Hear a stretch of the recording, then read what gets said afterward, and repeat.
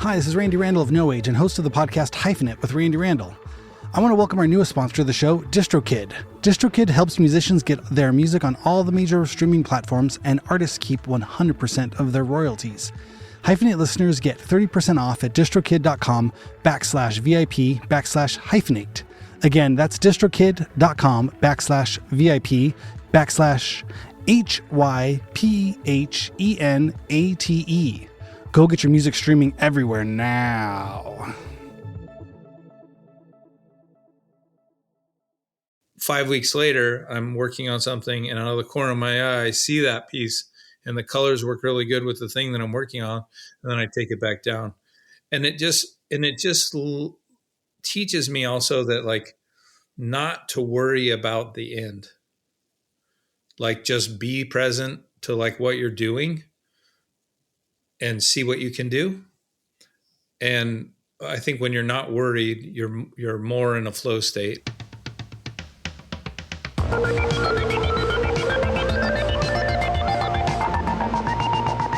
What's happening? Thank you so much for tuning in to Hyphenate Halftime with me, your host, Randy Randall. How are you doing? It is March 27th, today, Thursday.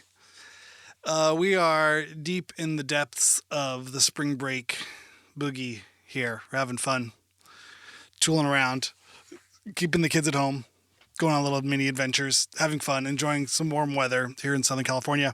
I'm very excited for today's episode. I got to sit down with my friend, Mr. Thomas Campbell. We've worked on a few projects together. No Age did music. He asked No Age to do music for a film, skate film in black and white called Yield Destruction. And it was really fun. It was cool working with him and kind of seeing his project or seeing his process and seeing how it all came out. And I mean, it's something we'd talked about, I think, for years leading up to that point. So it's inspiring to see, Thomas's long vision and, getting an idea for something and working on it, for almost over 10 years. And it sounds like he's got a few other projects that are like that in the works now. So I'm excited to see what Thomas comes up with next. And he was a huge inspiration, I think, for me as a kid growing up skateboarding and kind of cruising around Southern California and seeing his pieces. I talk about it a little bit in the interview. But he would have these like spreads, like a 2-page sort of thing in Transworld. I think it was Transworld. And, it was like a photo that he took of someone skating, but then he would kind of paint on it and then he'd write a little bit. And it definitely struck me as sort of another side or another way of looking at skateboarding. And I think as a kind of arty, sensitive kind of teenager or kid, when I was learning to skate and maybe wasn't really the best, but just had so much fun just cruising and trying and pushing myself where I could, and knowing I was never really going to be a pro or wasn't going to be like the best skateboarder in the world, but having so much fun doing it. I was stoked to see something in the magazines that sort of talked about that sort of idea of like just skating for fun and just having a good time and being expressive and pushing yourself and just noticing everything else that comes with that sort of intense commitment to a sport that isn't really a sport, it's kind of a weird outlet for energy, I think. At least that's kind of how it was for me at that age, having a lot of energy, but also experiencing freedom and independence and some form of community and music and art and different fashion, clothes and things. It all just sort of seemed to be a big mixed up pool. I think I've talked about it, in the past, but I feel like Thomas Campbell is one of those voices in that early kind of zone of the artistic, more creative out there side of the skateboarding community and culture of the 90s that were definitely put a big old thumbprint on my brain at that age. Other people like Ed Templeton, Mark Gonzalez, Ray Barbie. But yeah, Thomas was always a huge inspiration for me. And so to get to know him better and to collaborate and work on projects is really been really cool and been really fun. Something I don't think the younger version of myself would have would have expected. Kind of one of those meet your hero sort of moments that I've been fortunate enough to get to do in this life.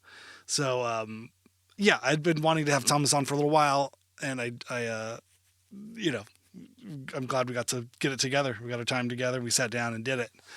And yeah, I hope you dig the talk, the chit chats, the ideas. Thanks everybody. I hope you're doing good. I hope you're having a good spring break or a good spring zone wherever you're at, and hanging in there.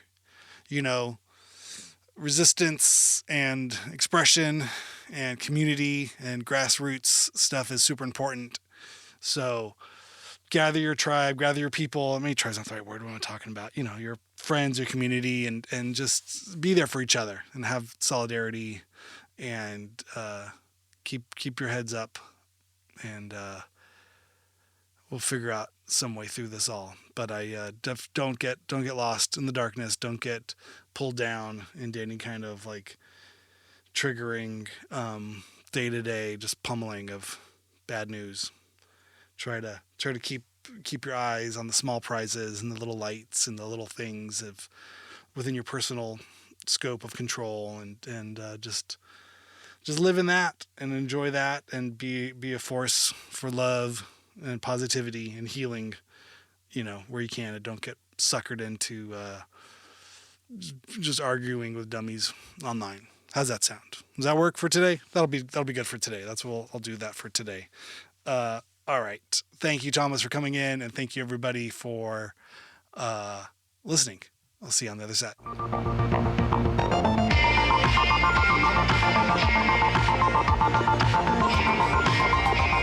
Thomas, thank you so much for coming on Hyphenate. How you doing? Good to see you, bud. It's good to see you too.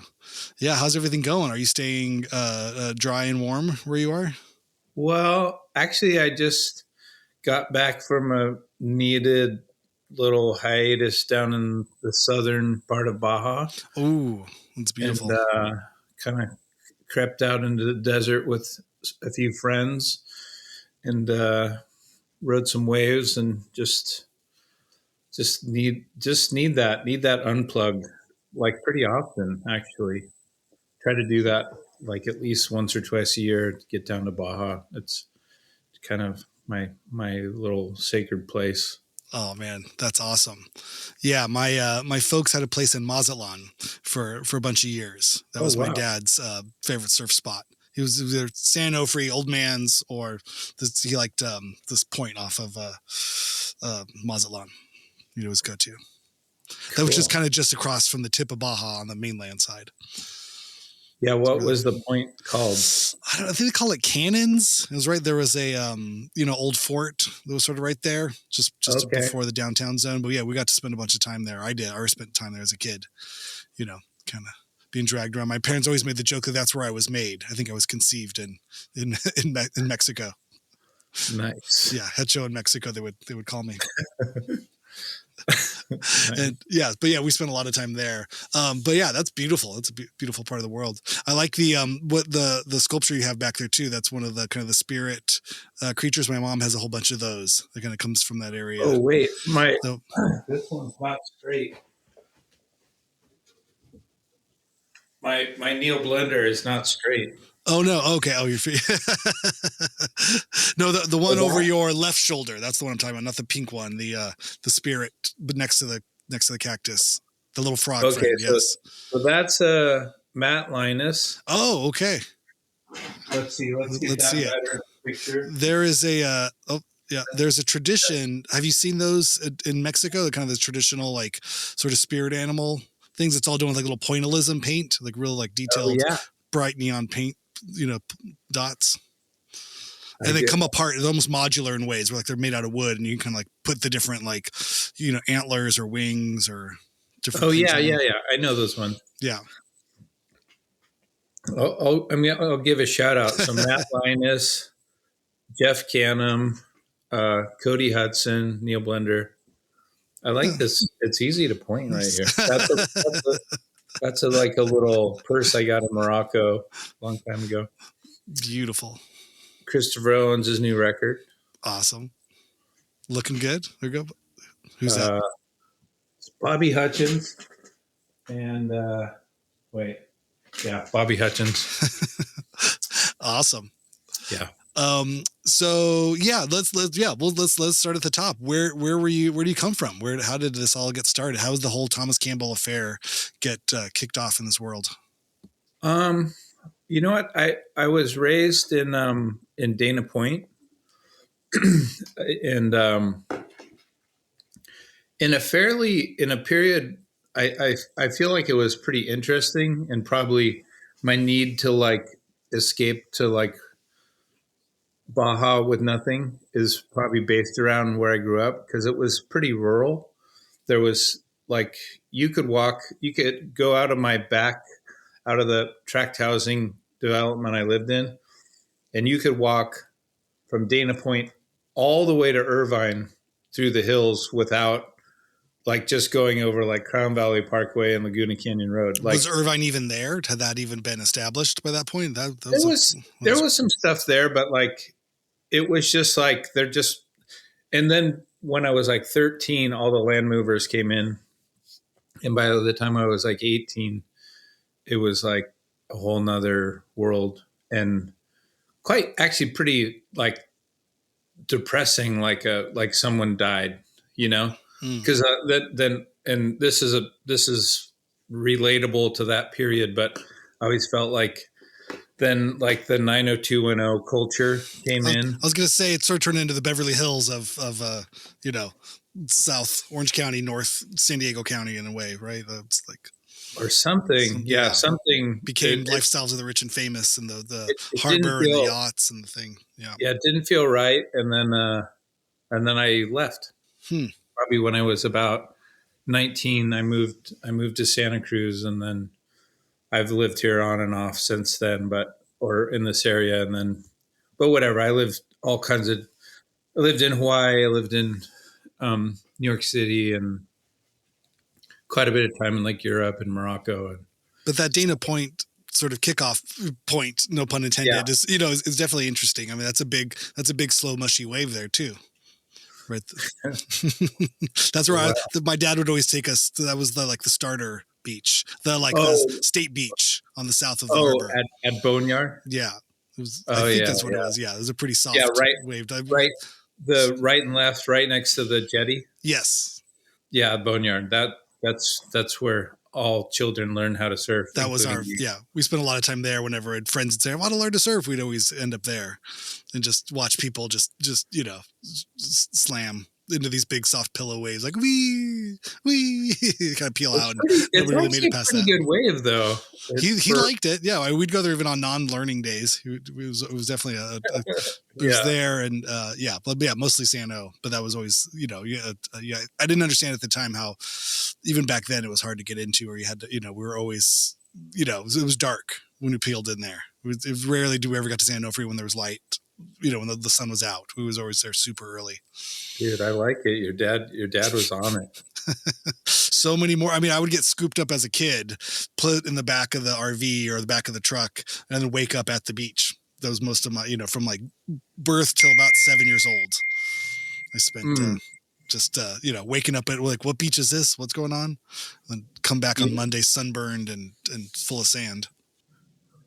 There's a really great book. There's a guy, and I actually, what was his name? I can't remember his name, but his maybe it will come to me. He was from my area. He was an older guy, and he was kind of like in the fishing business. And he has a book called Let's Go, Let's Go. And cool. it was written by his daughter. Gosh, it's so crazy. I can't remember. But anyway, I used to work at a fishing place in the harbor, in Dana Point Harbor, and he would come in there, and he lived in that valley, like in the bottom of the valley where I lived, and in an adobe house with his family. And I'm really going to kick myself for this. Not maybe it will come to me. But anyway, the book Let's Go reminds me of what you experienced, because Let's Go. It's like her dad would be like, let's go, get in the car, and they knew that like when they got in the car, they may not be back for 3 or 4 days. Oh, So like, wild. because he would just go like up the coast, and then they would be surfing, or he would be like diving for abalones, and that's just where they were. But oh my gosh. I'm Googling it. It's coming up with Cool. Cleo Kwan or Queen. It's, I don't think that's the right one. Let's go. That's what I was looking up. Yeah. Doing a quick Google. Anyway, that sounds fun. Yeah. But that kind of adventurous sort of thing. Yeah. I think it sort of sets a path, for as you grow later in life, of that constant kind of like, okay, I want to put down roots, but I also want to I get itchy feet and you want to go explore. Well, it probably like helped you in your balance in your touring. Be like comfortable. Just wake up some town like, all right, I'm good. This is good. on coffee. Carpet. Yes. Yeah. just go to the next one. Don't think too much about it. Cool. So from the Lauren Harrison. Oh, amazing. Lauren Harrison. Let's go. I'm gonna look it up. Where do you go from? So then from Dana Point, that's and then NorCal calls Santa Cruz. Was it school related? Was it just life related?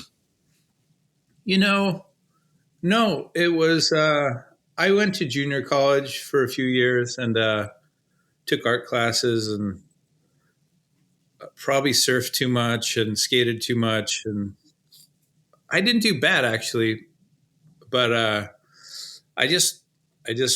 remember the day that I told my mom that I was like not going to go to school anymore. And she was just like, ugh.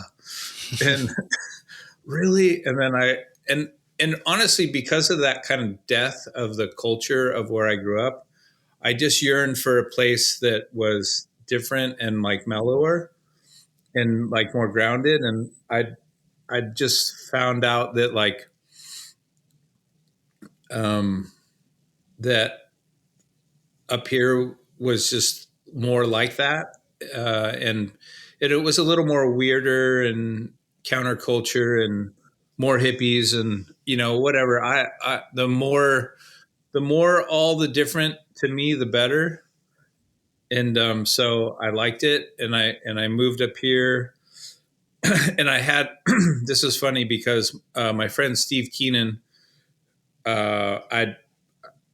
this is such like a 19-year-old brain idea of the way to do things. Like I think I'd skated with him once at my friend's Rick Spidey's house, and just once. I just skated with him once, and then my other friend was like, "Oh, he lives on the top of this building that has a big roof. It's like his apartment's in the middle, and the roof is all around." And so I just thought in my brain, I said, I really didn't know him, and I said, "Hey," I called him and I said, "Hey, I'm friends with this guy, and I skated with you at Spidey's and this and that, and could I come stay on your roof for a week while I try to figure out, can I put a tent on your roof and camp out on your roof?" and being the 19-year-old, like anything can work kind of mentality. And he's like, "Yeah, sure." And I went there and we became super good friends. I think I stayed there for like 2 months, and I just figured it out. And and it was just awesome. Just a lot of really cool people, and got in the mix like with Santa Cruz Skateboards and all the people there. And I started making zines when I was like 13, 14. And I guess I started working for Trans World when I was like 17 as a writer. And so I was already kind of like doing stuff in the skateboard magazines. And then, I was trying to be an artist. It wasn't something that came naturally. I mean, I think what came naturally is having drive. And I think skating also, just being a skater and just falling on your face all the time and being really familiar with failure, I think helped me know that just keep trying. And also the whole art thing back then it wasn't for anything. It was for fun. It was like there was no linear line to like, oh, I can sell this to like live. Like no one was going to buy it, anything. And also my shit sucked. So like it took a long time before I think it wasn't like I was a prodigy or anything. Was it something that your parents supported inside of the creative side of stuff, or that they were more the work ethic? Like, how do you feel like that stuff got instilled or sort of programmed in you? Or was it more the anti sort of thing that was the rebellion of it? So I would say this. I'll just give you a little basic rundown. I'm from a family of 6. I have 5 sisters. I'm right in the middle. But I'm kind of like right in the middle where like my just older sister's 5 years older. My just younger sister's 5 years younger. Wow. That's kind of out there. Yeah. Out in the middle of like, I didn't go to school with my sisters. I was just kind of, I was almost, it might sound strange, but like a only child in a big family. I mean, in a way, because I just didn't, it wasn't like, I wasn't connected to them, you know? And, you know, then we grew up in a pretty strict, like Catholic household. And then like from an early age, I started working. I started working when I was like 9, working on like cleaning fishing boats. And also I think like working was like to give me autonomy with money. And like, then I would have my own money and I wouldn't have to ask for anything, because if I asked for something, then there was strings attached. Mm-hmm. So I think since I was 9, I never got any money from them and from my parents. Whatever. Not that they were bad people. They just, you know, they were herding cats, 6 kids. They were just trying whatever, and they were pretty 50s mentality. And so I felt pretty isolated and in general, and you know, with that isolation and pissed offness, punk rock came into my life. You know, I guess new wave being like Devo and the B-52s in 6th grade, and then probably shortly after that in 7th grade, or maybe in 6th grade too, my friend Scott that lived up the street from me, like I just remember sitting in his room, like listening to TSOL. And I was just like, oh my God, you know, like this is it.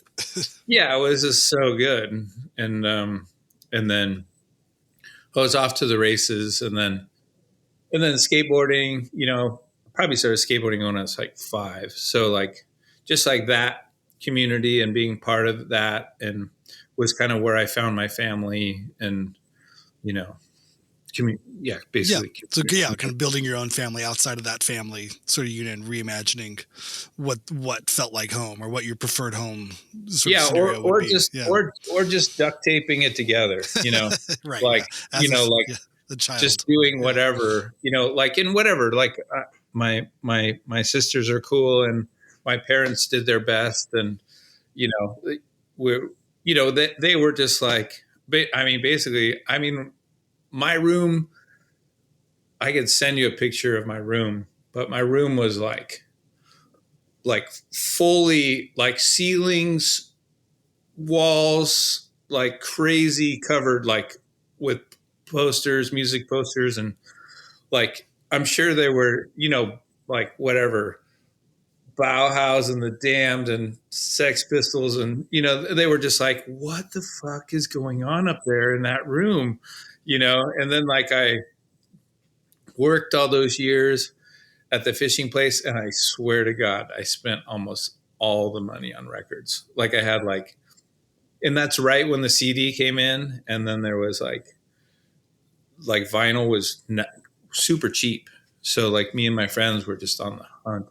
So like, I think I had like 3,000 records or something. And my mom was just like, you can't bring any more records in the house. And then I would bring them up the side of the house. In a secret pulley system. Totally. That's amazing. So I mean, whatever. It just was what it was, and um, like skateboarding and punk rock helped me, you know, come to know a creative life. And I think also, like, I grew up in Orange County during like the height of like what was, that punk rock movement in Orange County, Mm-hmm. with like TSOL and Social D and whatever, China White and all the different things, Channel 3 and all that stuff, and Youth Brigade, and it's just endless. And but then that stuff became really like, I just realized like how dumb and like, like jockish and angry it was. Like, but I liked I liked all kinds of, like, X was my favorite. Like when I was like 13, before my voice broke, I could sing both Exian and John Doe's parts perfect, every single song of like the first 4 records. Amazing. And then my voice broke, and then that was over. But like I liked all kinds of stuff. And then it's funny, and this might sound funny, but like, and maybe I might have talked to you about this before, but like, it was really kind of the Doors. I started listening to the Doors when I was like 14 or something, and I was like, these guys are more punk than any of these other guys, because they're into flamenco and polka, and they don't care about styles. And then I just thought, actually, the most punk thing is not having any boundaries. And then that kind of set me on the path of just like loving everything. Yeah. I mean, that punk ideology of, of just finding yourself and finding a version of expression that really set you apart, or really kind of, was a radical sort of expression of whoever you were inside. I think it was such a personal way of incorporating a culture. The way I looked at punk a lot, I think things, like SST was, as a punk label, in some ways is very traditional, but all in other ways very eclectic, especially towards the later, part of the 80s and into the 90s. It's sort of, I mean, it's been well documented. That's, yeah. I mean, I think the later part's the best part, really. Yeah. I mean, the early part's cool, but like Dinosaur, Sonic Youth, Yeah. It's been well documented that the impact that would go on to have at culture writ large, from 80s giving birth to the 90s and alternative rock and all of those kinds of things. But the idea of punk, being, it was always, I love, like the Mike Watt sticker of D Boon, punk is what you make it. But, totally. It's what you're supposed to, it's what you do with it. And I think it's punk as a culture has always been an interesting sort of debate or a dichotomy of standing out and fitting in, which is so much of the subject of obsession with adolescence and teenage, you know what I mean? Of being, strictly, a unique person, of your own making and desperately needing to fit in to a culture as well. This kind of push pull, a thing of standing out and being accepted, which I think, becomes much more layered and interesting as you grow up. And as, as the life takes you different places, you can kind of learn, there's 3 or 4 other gears in that gearbox versus unique and fitting in, but there's a blend to it that isn't really available to, I think, the adolescent sort of, culture writ large. It's so true. Yeah. And I mean, also I was just like, it was getting really dangerous, Oh, like God. I would go to these shows, like at Fender's Ballroom, and it was just like Circle One gang would come in, and then Suicidals would come in, and then it had like fucking guns and stuff. Territorial gang relationships. Yeah, that's and I'm just beyond I'm music. I'm there to see the Dickies, and like you got to worry about getting why stabbed. am I going to die seeing the Dickies? Yeah. Well, it sounds like you had a very Descendants, existence as well. Working on fishing boats, and I don't know if you were drinking black coffee and You know what though? I never liked the Descendants. Really? That's interesting. No, I didn't. They were too poppy. They were, yeah. That like I was like, no, no, no, not There's like melody. I'm anti-melody. Yeah. I liked. Yeah, I like. I didn't know Descendants till later in life. It was the kind of thing, same with Misfits. You know what I mean? I was like, these bands existed as logos on you Yeah. know a billboard, you know, jacket of patches and things that instantly anything on a billboard I was against. Like if you had a logo, what are you fucking Spider-Man or Superman? Like superheroes have logos, bands don't have logos. You know, But or that, serious bands didn't have logos. This was like I a dumb thing to me at my age, but then I'd go on to but appreciate it also like later. I didn't really like. I didn't like. I didn't like Descendants, but I didn't like the Misfits when I was a kid. I just didn't resonate with me. And then like, I just remember maybe like 10 years ago, I was like filming on a beach in Morocco, and then like a Misfits song came on. I was like, oh, this is so good. And I was like, oh, this is like doo-wop, Yeah. you know, like, and then I just got completely into it like 10 years ago. And like to this day, like it, like anything like that comes on and it's just like, it's so, they're just so good. Like it's nuts how good they are. Yeah. But well, yeah, I like Walk Among Us, and then everything else I kind of take with shades. But again, it wasn't endemic to me. Like I don't come from that world. I think so much of, at least my experience of like punk and culture, you know, of the '90s, you know, a few years, you know, post where you're at, but it had already become mall punk. You know, I was dealing with things like Hot Topic existing as a person looking for rebellion and that uniqueness of world, and I was a post Nirvana world, post Sonic Youth world, where I was able to kind of, you know, tap into something that had this avant-garde sort of art with a capital A thing attached to it. And I found that there was something I don't know, you know, antisocial enough about that that sort of appealed to me in a punk way, that I kind of I wrapped myself around anything with art and rejected commercialism in the name of punk rock.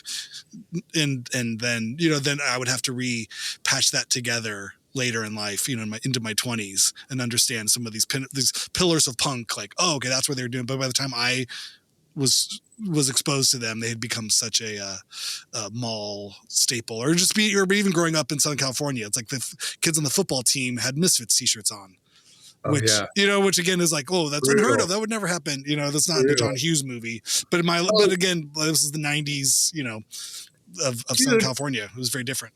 Dude, today, like the main store that I go to in Santa Cruz is called New Leaf. And I go in there and I shit you not, like, I can't believe what I'm hearing on the, like the Stooges all the time, the Velvet Underground, like whatever, the Cure, like just obviously the Cure's a little more obvious, but still, like if you told me, like I saw the Cure in the 80s, you know, it was the best thing ever, you know, and like, if you would have told me I would be in a store and that music would be on, you know, like in weird cuts, like Johanna of like Iggy and James Williamson or something. And you're just like, what world is this? Like so crazy, you know? Yeah. Yeah, the world turns culturally a few times. You know, it's like a Rubik's Cube. And eventually, like, okay, within 3 or 4 turns of a generation or two, you're like, oh, wait, now it's all mixed up. Now I don't even, what was punk is now sold out, and what was sold out is now, you know, like transgressive, and it's all kinds of, you know, and then you factor in your own journey around the sun and your own experiences. You're just like, oh, okay, I don't know where I'm at anymore. I mean, also, I think that I really like that, what you're saying about your story. And like your kind of rebellion towards those kind of corporate logo kind of ideas, is that, you know, like then what you made was very clearly, like I could read it as being like, oh, these guys are against, you know? Yeah. You know? I'm not saying I'm right. You know, again, these were all thoughts and feelings of an adolescent kid, you know, making sense of the world. Are any of us? Right? Yeah. No. I don't prescribe, or I don't claim to have the correct way of viewing culture. My thing was the way it worked for me, but and I think that's what's it, right? Everybody makes their own sort of way in this world, and that's what you have to contend with, is this subjective view, and how do you respond to it? Whether you're asked to respond or not, like, where is your voice in this culture, which I think leads to your sort of involvement in photography, skateboarding, art, in ways that you influenced that culture. Well, just before we go to that, Okay. I would just say that, that obviously things have been so weird for so long now. Whatever. Honestly, I'm not really aligned with any really, like, if we have two options of political stratagem, I don't, my heart isn't reaching out to either. I feel we're in an ownership scenario, but I just feel like also our lives are like an accumulation of circumstance, right? And like we all have different circumstance, and I've been thinking about it a lot, and I just feel like people are so, like, they're just jumping on, they're just like grabbing onto this like idea of like one side or the other, and like, oh, with a vengeance. And it's just like, so let's go to like Iowa, some guy named Jim that lives in Iowa, and his dad, his dad was, a bigot and a homophobe and whatever. And maybe in that school, that's the predominant viewpoint of like the parents. And, Jim may not have ever had any access to any other ideas. And, and people, I know people personally that are like, fuck those people. And you're like, okay, so we're just weird animals on a weird planet, living generally in these arbitrary, weird corporate lines. And it's like, instead of us going apart, how do we come together? Like, hey, Jim, what's up? How's it going? Whatever. Not like, fuck you, Jim, because you think different than me. Like, I feel like I've had some pretty important moments in my life that have like opened up different viewpoints, and I'm thankful for those things. And I just feel like, I don't know. I just feel like I think it's time to calm down and be a kind person, and like try to connect with people regardless of what they think on a personal level. And like, I just feel like this ramping up in this deathly tension, I understand it, but like, I just don't think it's going to help us, It's a trip, for sure. I mean, there's so much going on. I find myself, in response in that area where it's like, I can hate the ideas, but not the people. You know what I mean? Just like you would hope people would understand that us as Americans can be against, whatever's going on, and, from traveling and in other parts of the country, it's like, oh, you're an American. You're seen as the stand-in for Jim. That just because you're from America, you must share all these same things, and you find yourself like, oh, but that's not me. I'm not that, and I think vice versa. It goes that way across a lot of political sort of spectrums, and be able to see, if you could see the person beyond the ideas, and it's it's a frightening, in it's this most simple context, is like, that's what I'm saying. It's just like, sure. Hey, what's up? Sure. We're people. How can we connect? Because everyone's a spectrum. Like, no one's definitive. Like, people are like, you're like that. No one is like that. Like, everyone it's almost has, as if a larger media narrative wants to take the extremes and put them against each other. The extreme right and the extreme left, totally. need to have a battle, and the majority of people sit somewhere in the middle and just want to, keep a roof over their heads and food in their stomachs. And yeah, if that's attacked, from one side or the other, you're going to respond, and there'll be division, cultural division versus, lining up to support our own better interests as a people versus, Yeah. And it's almost as honestly, if it's happening on purpose. yeah, I mean, I don't doubt much. And I'm not trying to say like I have the answers or anything, but like I have tried in certain situations, because like I was one of those people. I was an extreme sidist, and and I think it didn't serve me well, and so like I've just been trying to have communication with people that is more ground level, and just like try to connect with people on whatever levels I can. And I feel like I have had some success. And you know, Yeah. and I don't even know. I'm not trying to. I'm just trying to open up a discussion of like tolerance, and and you know, obviously, I Yeah. want the That's, best for you. Want the best for your kids. I want yeah, the best for my of daughter. course. Yeah. You know, I think tolerance is an important word there. You know what I mean? I think that's where it gets, that's what the hope would be, right? On all sides, to find some yeah. kind of common ground as people or people. And it always gets, yeah, it's something we're not gonna find resolve to it. You know what I mean? And in any of these small ways, but I do like the idea of encouraging that sort of, open dialogue of ideas and seeing people as people for sure. I do think also that like I've, with my work and with my nomadic wanderings, like I've been in a lot of places. I think I've been to like 57 or 58 countries.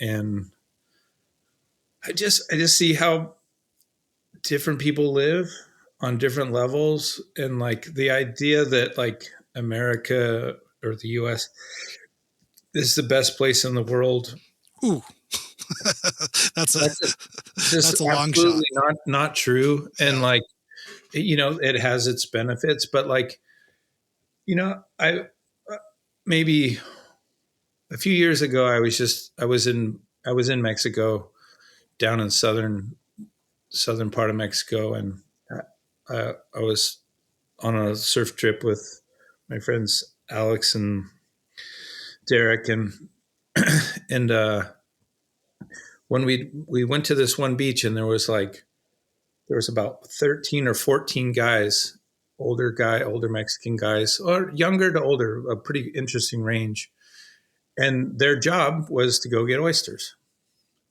And they would come down to this beach, and they had to wait for the clouds to clear, and they would hang out on these rocks and smoke cigarettes and just talk to each other. And they were just so not the vibe coming from them was just so nice. They were just such nice guys, and we gave some of them rides sometimes down there. And it just resonated in me. I was like, those guys had a simple existence. They walked down there, they waited with their friends, and they were probably from like 20 to 70, the range, and just the genuine smiles on their faces, and just like the calmness, and how they were in their lives was just really inspiring. And I just remember that. And then they would wait, and then the clouds would, because they needed the sun to see the oysters. So if the clouds were there, they didn't have a very good sight. So then the clouds would clear, and then they'd all go out at once, and they had a little float, and they had a little piece of rebar that they pried the oysters with. And anyway, whatever. Yes, am I romanticizing something? I certainly am. But the feeling from these people, and the calmness, is not something that I've seen, and or not that I see that much.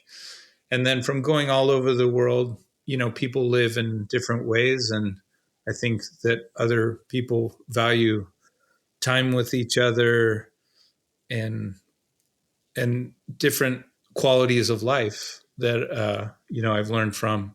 So I mean, I'm skeptical about everything. I really try to look at everything in a way of like, what is this? What's the equation? Or who are these people?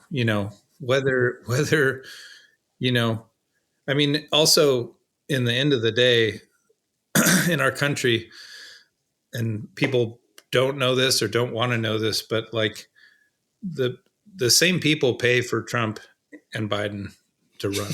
Of course, yeah. So whoever wins, there's ownership. Oh So, yeah, yeah. No, but I it's mean, but that's not like a common. People don't talk about that. right. Yeah. Well, yeah. And that's. I mean, I think that's ultimately it. You know what I mean? That it's a corporate world, and it's been that way for a long time. It's not. It's not. There's nothing new about that. The level of obfuscation, the level, the layers of gauze that go between, perceptions and where the money is. You can always follow the Yeah. money on these things. And I feel like it's like a chokehold. It's like a chokehold, and each year it just keeps getting tighter, tighter. You know, by design, again, you know what I mean? These are things that happen. You know what I mean? The levers of power and control and those kinds of things of like, yeah, yeah, yeah. I mean, we are not in that. I don't know. I try to worry about the things right that are within the day to day. I just try to keep those things working, and you have that kind of, me too.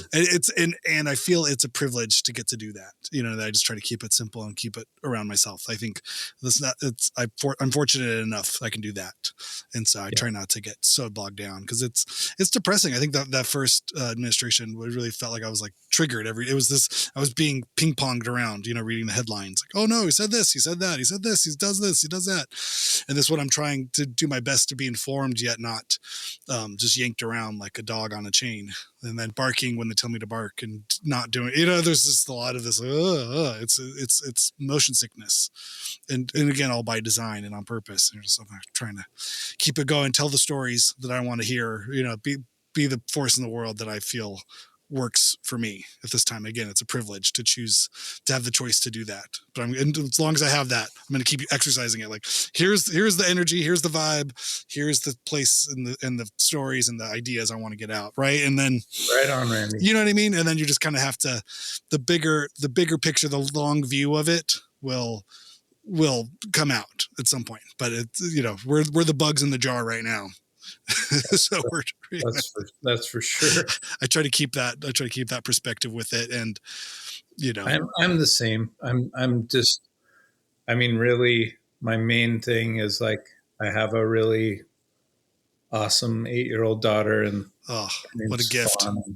Yeah, and that's the stuff that really keeps you grounded. You having a good time and just trying to be as present as possible to that, and that's going good. So yeah, and when those opportunities to sort of like do good in the world and put good out in the world, it's like, oh, I'm there for that. I'm here to support the larger work of good than what I feel is good work, in general. But I can't. Totally. You can't like, it's that what do they always say, like the airplane mask. If you don't have your own oxygen going, if you can't like, if you're disabled in whatever way the capacity that is, then you're unable to be of help to other people. So there's something about it, having a slight area of self-interest of just keeping your brain together, keeping your mind together to be of use so you can still keep fighting for the next one. If you jump on every grenade you see, you can't really help anybody else out for that. So there's that balance. Little pieces all over. It's a bigger conversation, but again, it's the world we're in. And I hate to put things into those kind of fight or flight terms because I feel like that's dramatic at times, but it feels that way to some degree. There's an emotional sort of stake to it. But getting back to putting good things in the world, this is where I feel like your art and your filmmaking and that things like that. I feel like I've always gotten that sense. I think I first came about your art, like a lot of people probably of my generation, through skate magazines. You would have these beautiful kind of 2-page spreads. There'd be a photo, it'd be a painting or in words, in poetry or prose in some way, sort of like, bedazzling and otherwise, skate culture, which could be of its, sort of sport and bro sort of mentality. The first time I've ever been bedazzled. I think if you were to look across trans world and the skate sort of magazine culture of the '90s, the Thomas Campbell jewel would sparkle as something different. You know, maybe akin to some of your contemporaries, Mark Gonzalez and Ed Templeton, but a voice of different point of view, and an Yeah. otherwise, sportsman sort of male fraternal sort of culture that was the skate culture in the '90s. I mean, how did that, I guess that was my point of entry, but how did that come to about being? How were you positioned in a place, and how did you find that sort of work happening for you? Um, well, I guess I kind of touched on it earlier, and I just I had some friends, and uh, we were making zines, and then like kind of I think of something that happened for a lot of people during my time was, and like Neil Blender, Mm-hmm. and for me it was like Neil Blender and Todd Swank, and say like Lance Mountain. They were all like skating, making music, drawing, making zines, uh, taking pictures, um, just being creative. And my friends and I were just like, oh, look at those guys! Like, I want to have fun. They look like they're having a lot of fun. And then we just tried, and it was just like, oh, let's try to make music. Oh, okay. I had like, it wasn't much of a band, but I had a band with my really good friend Chris Reed and the Vatican Brothers called the Big Hogs, and basically we didn't play very much or anything, but we just did like covers, like Black Flag, Angelic Upstarts, and whatever, and and we sucked, and we tried that, and then tried to draw pictures, and me and Chris Reed would draw pictures all the time, and we worked together and skateboarded together, and we're still good friends today. And we're just trying to have fun. We took pictures, and then we started making zines, and then I think I was just like, well, if I'm going to do this, I was making a zine called Ground Beef with my friend Tony Vatican, nicknamed Dirt. He's passed away now, Oh, but sorry. um, and then so we're making Ground Beef, and then I kind of like, it was going a little slow, and I wanted to like do it myself. So like I made my own zine called Joke. So I made it called Joke so he would think it was a joke, so he didn't think I was leaving him. But then I was really like, got really into it, and never worked on Ground Beef again. and then when I was doing that, I think I would ask like Grant Britton and Todd Swank and people for photos, and I would send them the zines. And the production value was kind of good because I had like an ROP class for printing. So I print them all offset printing, and I would like lay them all out and then make offset plates and print Amazing. them. Yeah. Yeah. And I had this really cool teacher, and, it was like at night, and like no one in the class cared about doing the class except for me. So he's like, you can use all their paper. Like, They're not doing shit with it. Yeah. yeah. And he was like so stoned. This guy, he was just like, yeah, Perfect. he's like, you're cool, man, go for it. And I was just like, yeah, I will. And, so, but when I did that, then like the zines, like, I don't know, eventually they just, Transworld asked me to work for them when I was like 17. And I wasn't really taking photos then. I was just writing. So, yeah, I just started doing that, and I probably was a writer for like 4 years or 5 years. And then eventually, I didn't even want to be a photographer. Like, well, two things. I couldn't afford a camera because I just was the most poor. And then secondly, I just wanted to skate. So like mostly I was just skating with all the people, the pros and whatever, and those people, and interviewing them and doing that stuff. And then eventually I just realized like, this is pretty dumb. I'm at the spots with the people watching the craziest stuff happen, and they're my friends. I should just take a picture. And I just like figured it out. I was in Spain trying to help out a Spanish skateboard magazine, and then they had all, oh, this is a good story. So they had all the camera stuff, and then I was like, who could I call? And like one of my favorite skate photographers ever is Spike Jones, and he's a friend of mine. And so I called him from Spain, and he picked up. I maybe called him at, I think I must have called him at home, but I might have called him at like Club Homeboy or something, that magazine. But anyway, I called him, and then he said, okay, Thomas, cool. Yeah. And then I just wrote it down. He's like, okay, set your f-stop between f5.6 and f8. Set this flash at this, and, you know, make this other one a little bit brighter.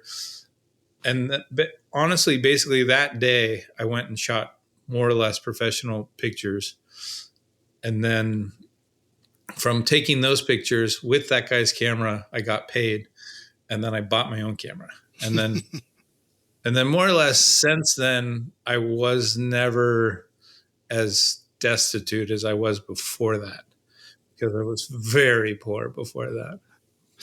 Being able to sell a photo helped. Yeah, sort of and set I'm you not up. saying Yeah, yeah. I didn't. I'm not saying like I made a bunch of money or anything, but it was more than nothing. You unlocked something that kind of helps you sort of Yeah, and make then it to the next day. then I could also do all the things. Then I could come up with an idea and be like, oh, I'm gonna go do this Rodney Mullen interview, and I can shoot all the photos, and I can do the interview, and you know, that's what magazines want. They want you to just put the thing down in front of them and be like, oh, here's what you wanted, you know. So It's done. Yeah. Here's all the words you need. Here's all the photos you need. Go put that in there. You don't have to worry about those 5 pages now. You can worry about the rest of the pages. Also for you, like what you were saying about what was that term you used? Bedazzled. Oh, bedazzled. Yes.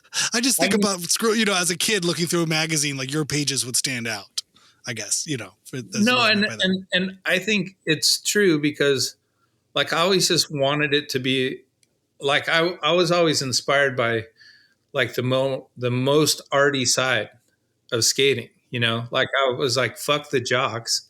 Like like Swank and Neil Blender, like Neil Blender's Aggro Zone, or like you look at those pictures and they're just like so jacked and awesome, and just like, and also like Neil Blender's like the best, and people are like, fuck, Neil Blender's taking a picture of me, you know. And then he's doing it all crazy and shooting a totally weird one. So I was just like, oh, I want to, those weird ones where lights are flying everywhere, and how do you do that, you know? And so I guess the bedazzled makes sense, but I appreciate bedazzled. I think again it speaks to that sort of that punk of individuality and community, you know, in those same kind of ways where I think skate at large is a community, but being able to be the one that stands out, or to do it differently, you know, and sort of find your voice and find the art in an otherwise, you know, physical, tactile, you know, performative art in some sort of way, you know, synchronized motion, sort of, it's a ballet, you know what I mean? I think there's such a funny thing, but when you're a kid, it can almost have this militaristic sort of like get your aggression out on the skateboard sort of feeling, you know, there's something very like tactile and, I don't know, physical, and then to be able to apply a sort of a headier sort of heart and emotion to it, you know, and bring something out, and whether it's in the image or in the documentation or the writing about it or the sort of the expression, finding skateboarding as an expression, I think it was influential to me as a young person. And I think I found that through your work. It's specifically at the magazines at the time. Awesome. You know, I think that connected. Also, I guess another thing that what you're saying makes me think about is like like when you're in a session with your friends or with whoever, and like things are intense, or like you can't really explain to anyone what being in a really intense skateboarding session is like. You Yeah. cannot, because it's like wild. It's a wild amount of emotion, and people are stretching their personal powers and their view of like what they can do to a precipice. And like it's wild. It's a wild. I've never, sometimes in surfing, I feel like it's similar, but like not that often.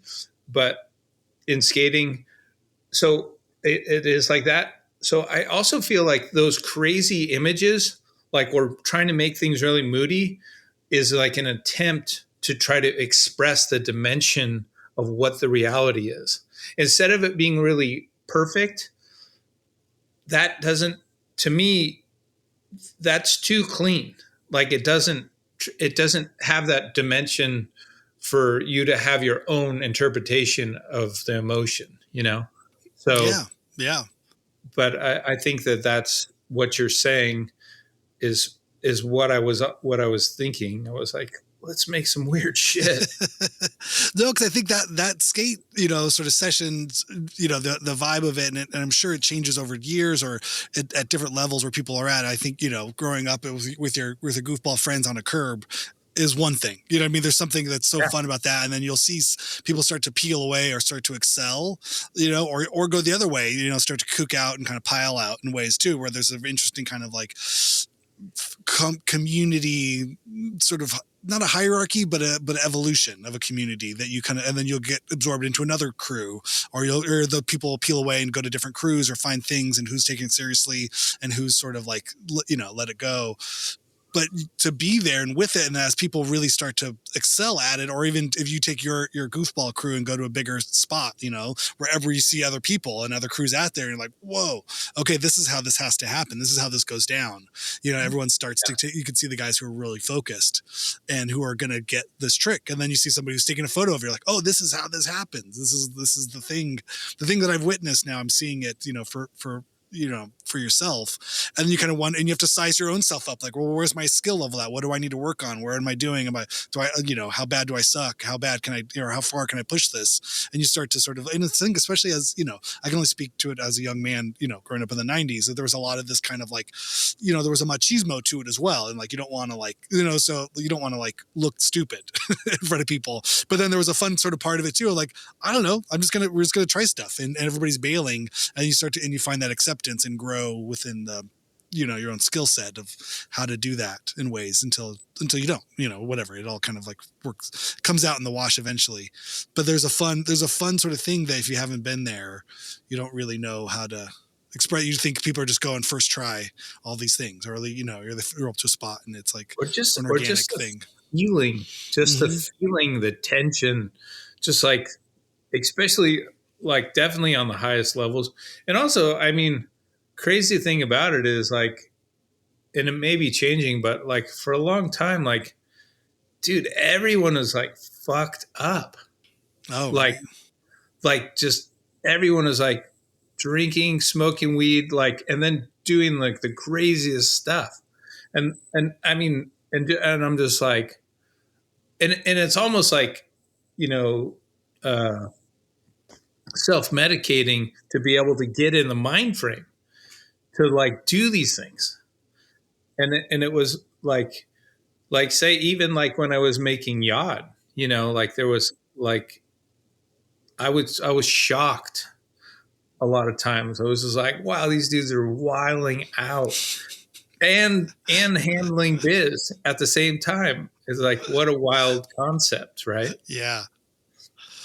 So Yeah, it makes sense in some of those ways. Yeah, how do you? They're Herculean tasks. I mean, these are Superman like activities, and they all kind of come from whatever place they come from. And I mean, I've been fortunate enough to have through music to be at some of these pro sort of skate session things, and it's gnarly how it all happens. But I never understood how intentional it all was. I thought these things yeah, were just like us as kids, like, I don't know, there's a place, it's a thing. But by the time I had access to that stuff in the, the mid 2000s to late 2000s, it was like there's an encyclopedia of like the spots you're going to go to and like the tricks that have already been done on it, and it's like almost prescribed on the way there, or when people are waking up, it's like, oh no, we're going to this rail, we're going to get this trick at this thing. I was like, whoa, I had no idea it was so like down to business, some of this stuff.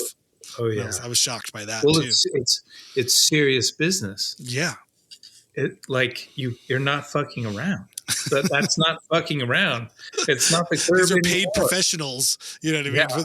Yeah. On the board and behind the camera with expensive gear and, and years and decades of experience creating these images, that would inspire, the culture, push the culture forward in one way or another to see these things done. It's like, okay, cool. That's literally going to get etched in stone. This person got this trick on this spot, and that's what they're going there to do, is carve their name in the canon of skateboarding. I'm like, whoa. Well, also when you were talking about that, I was imagining what you were seeing. Was it Andrew Reynolds? Of course. Yeah. Yeah. Yeah, because I know that's how he operates, right? Yeah, well, he's in that kind of. Well, I know the group, the Altamont, the kind of thing that you were involved in. Thing. Yeah.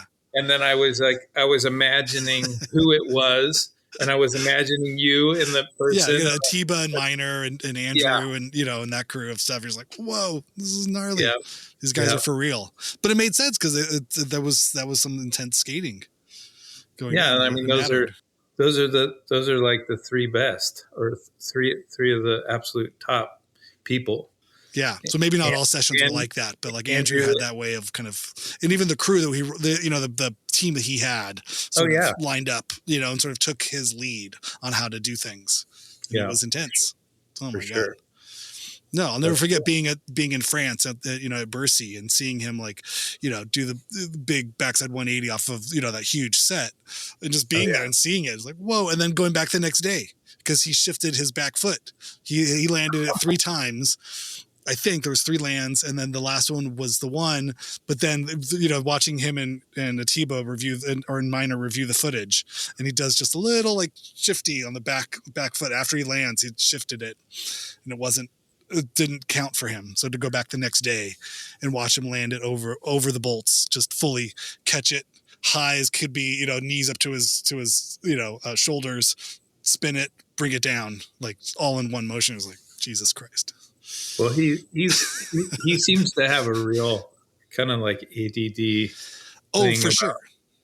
Like everything has especially to be at that point. Yeah, it was fun. Yeah, he would check in with all of the filmers. He had this like kind of ritual, and it was tapping, it was all of those things. Yeah. I mean, you've seen the madness of it all. Yeah, it was but it was no joke. It was insane. But I understood because no one else was doing that. No one else. If that's what it took for him to kind of get in the space. This is like some Olympic level kind of thing. Totally. Wild. Okay, well, we've gone over an hour and we've barely even talked about painting or filmmaking or the million other things. Okay. That you do, but I don't want to eat up all of your day. But, I'm good. Okay. Like whatever. Yeah, well, let's get into filmmaking a little bit. I would love to hear. I mean, that's another huge part of from what from a outsider's perspective of where people know you from things like Sprout, and and the other films. Like, how did that first happen for you? I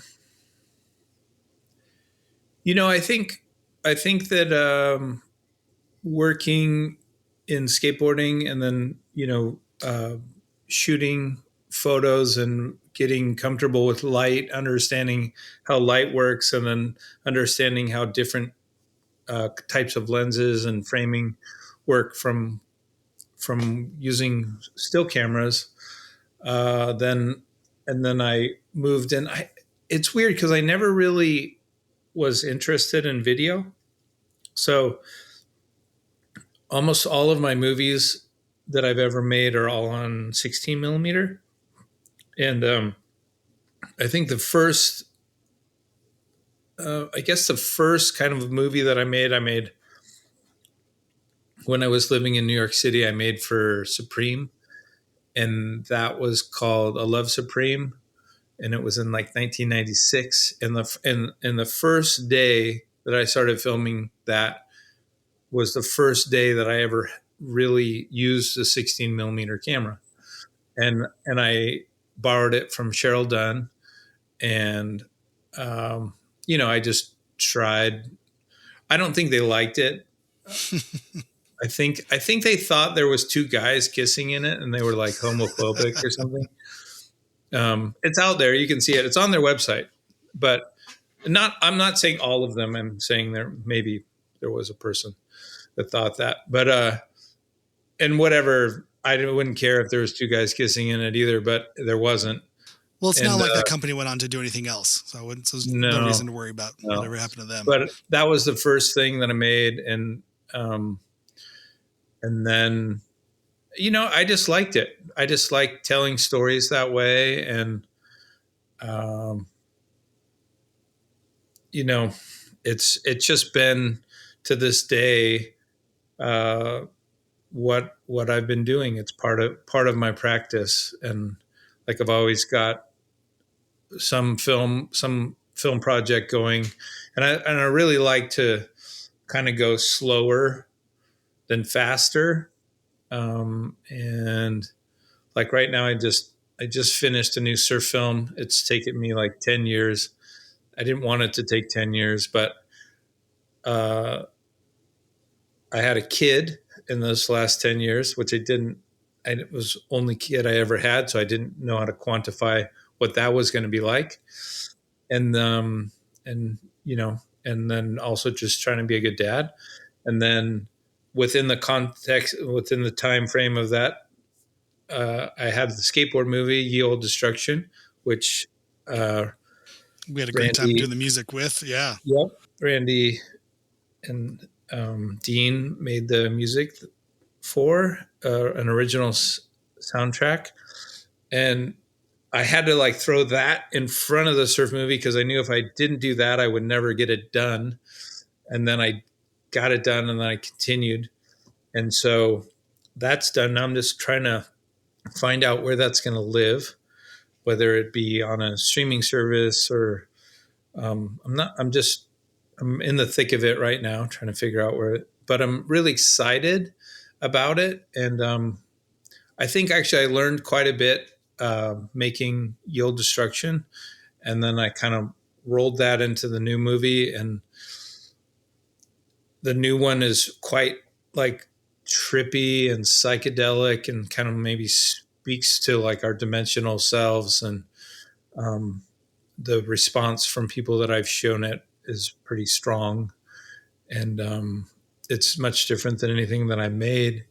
And it makes me like, I don't know, it makes me want, like, I have some other things that I'm working on, and it just makes me want to go more in this direction where it's just like, it's really more about just making the thing that I really feel like I want to make, and like not worrying if it's like fits in a context of like big business or streaming services or whatever.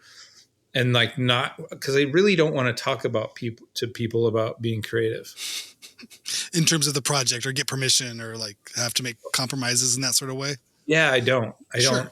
I just want to make something within my means, and just make something really heartfelt in the way that I want to make it. And like, I really don't want to talk to some bozo that like thinks he knows what my thing should be. I think they're called art directors, or they're called creative directors, branding strategists. Or whatever it is. I mean, it's the money, the money scale, the more money you get, the more power you give away, Sure. Or the more creative vision you give away. And I think it's very, like, I mean, even like, look at like Spike, like Spike made Where the Wild Things Are, made it, done. And they said, no, you got to redo it. Spike, he was freaking 2 Academy Award nominated movies, adaptations, and being John Malkovich before that. And then they're like, no, got to redo it. It's like, what? You know, Insane. I like went with Lance to the reshoots in LA when they were doing it. It was insane. I saw the people in the suits and the recreated everything in the studio in downtown. All of the stuff, that was like the bedrooms and everything. It's the first time I'd ever seen anything like that. This is insane. did And it was Lance, like a of year course. after. Oh no, Bangs. He was doing Oh, kind of like that behind the scenes stuff. It was okay. just holding cameras for him while he wrangled things around. Oh, yeah. But But it's I mean, wild, insane. but Yeah. anyway, like that seems like the most frightening shit I've ever heard about in my life. But anyway, regardless, I mean, whatever. Everyone has their own trajectory and they want to do, people can do what they want to do. Like, I mean, I just, I really, I like being creative and, you know, I feel like I've found kind of my area that I enjoy, like making that movie with you guys. Loved it.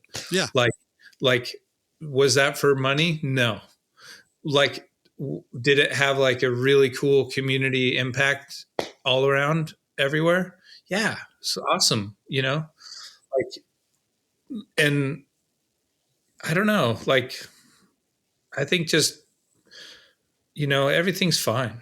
Like I'm just doing the stuff that I want to do, and I'm stoked that I get to, and yeah, it's great. It's yeah.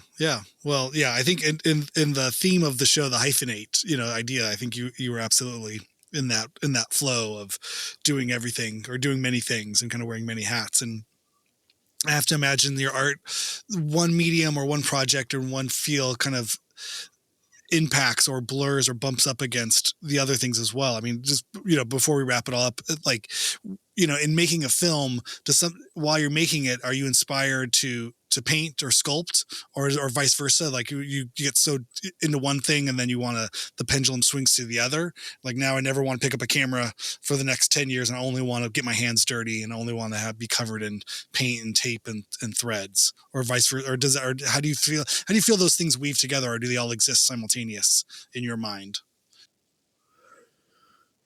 Um, you know, my dance has kind of come about in the way it's come about because I found that like when I was younger and I was just like focusing on painting and things like that, like I felt like I was going down a road that was probably going to move towards pretty heavy mental instability because it was just too intense.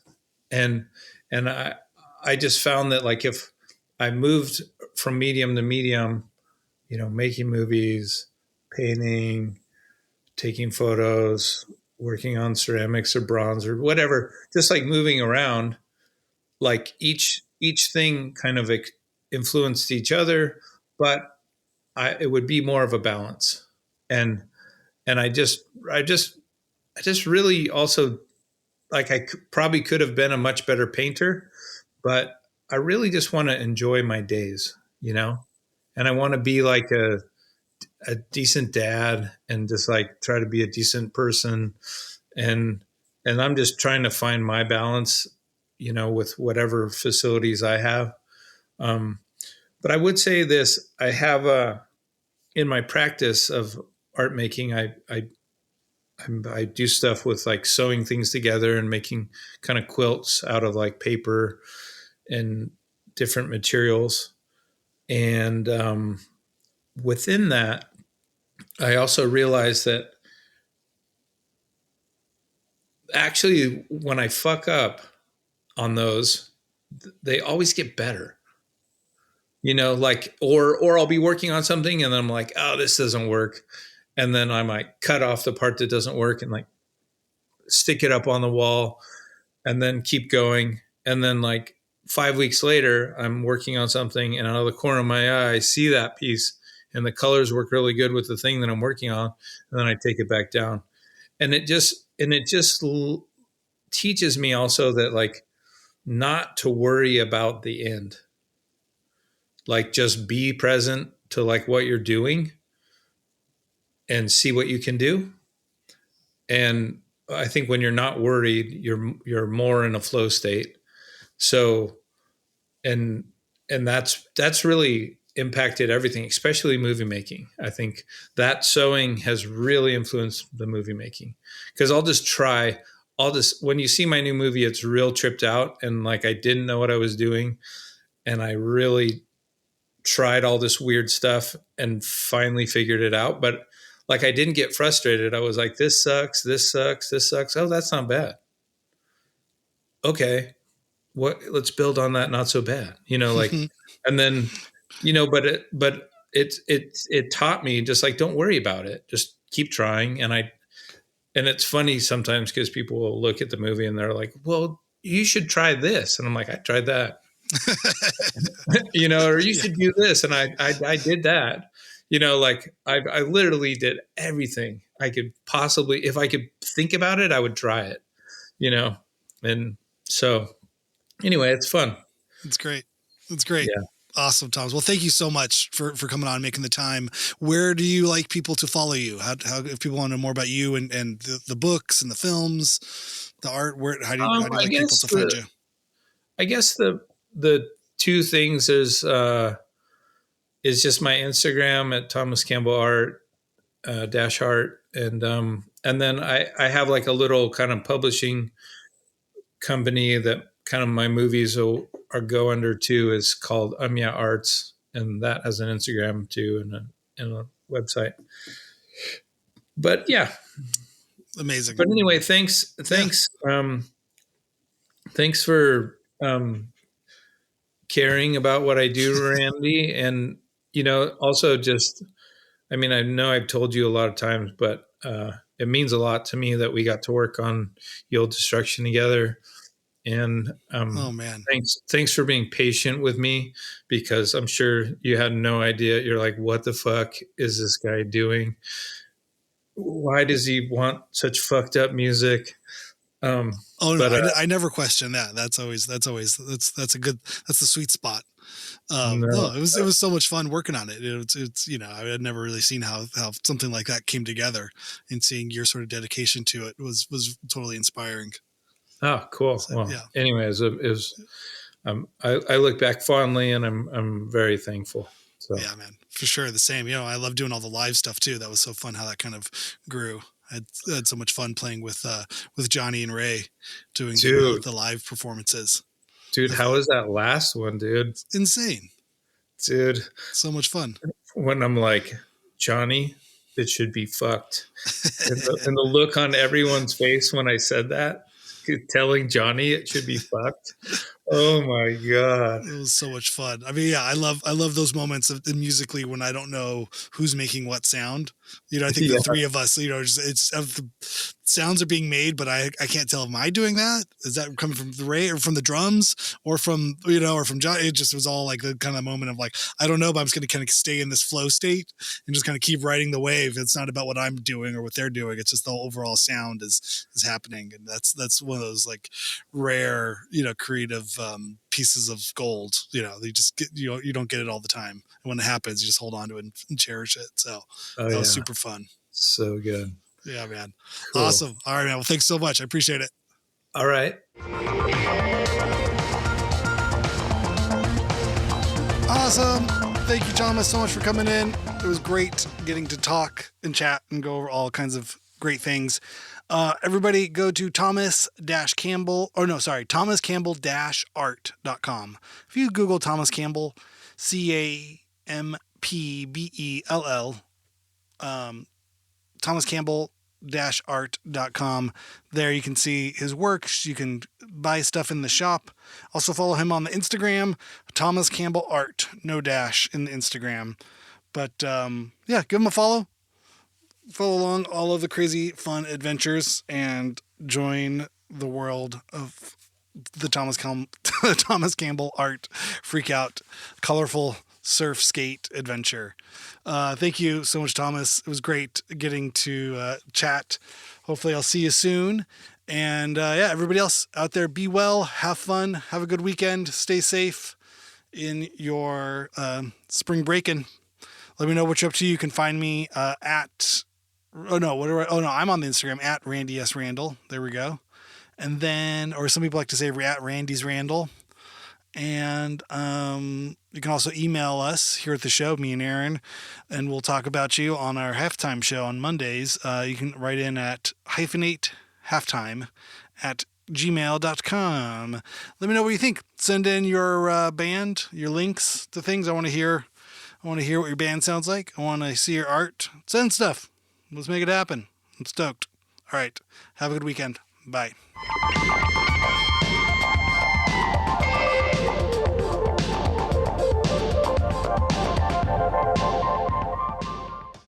Being a skater and just falling on your face all the time and being really familiar with failure, I think helped me know that just keep trying.